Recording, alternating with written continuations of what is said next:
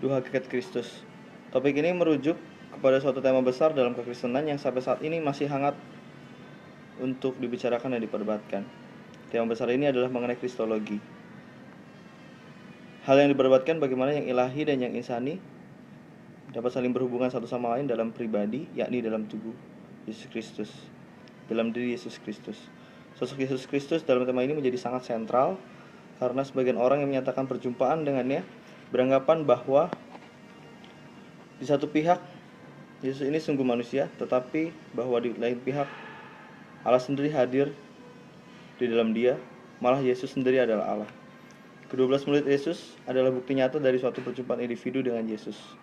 Bagi mereka yang notabene selalu dekat dengan Kristus, tidaklah ragu sedikit untuk menyatakan kemanusiaan Yesus yang sungguh-sungguh. Misalkan kita bisa lihat di Matius 26 ayat 72, di 74, dan di Lukas 24 ayat 19.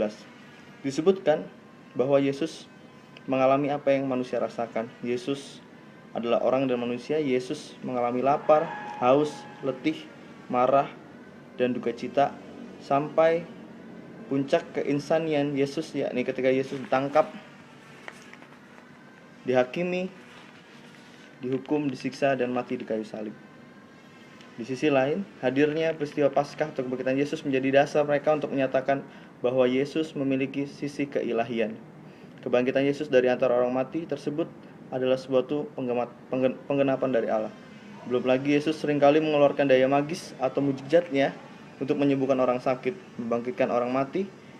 Lazarus, Yesus juga mengatasnamakan Allah untuk mengampuni dosa manusia. Dari pertemuan dan perjumpaan yang nyata tersebut, arus mengenai konsep kristologi pun mulai bermunculan. Arus konsep kristologi tersebut pada akhirnya bermuara pada satu garis pemikiran saja. Konsep ini bertolak dari keyakinan dwiganda para murid Yesus. Lalu melalui kristologi Paulus dan Yohanes dikembangkan menjadi kristologi logos, yang oleh para apologet serta bapak-bapak gereja pada abad ke-5 menghasilkan ajaran resmi tentang dua kodrat pribadi Kristus yang satu dan yang sama. Sebelum kristologi logos yang ini nantinya akan menjadi jajaran ortodoks konsili Efesus dan Kalkedon, ada dua bentuk induk dari konsep kristologi yang heterodoks. Konsep heretis bid'ah bersifat berat sebelah atau satu sisi menyatakan dirinya menyangkal ketuhanan Yesus atau ke arah kemanusiaan Yesus. Induk konsep ini diwakili oleh ebionisme, dan sebaliknya di sisi lain menyangkal kemanusiaannya dan fokus pada keilahian Yesus. Konsep gereja purba oleh doketisme. Pada abad kedua juga hadir pemikiran dari Arianisme, Nestorianisme, dan monofisitisme. Pada akhirnya semenjak konsili Efesus dan Kalkedon pada abad ke-5, didapat bahwa iman percaya Kristen menyatakan dan mengakui bahwa Yesus Kristus satu pribadi dua hakikat. Dia seutuhnya manusia dan Allah.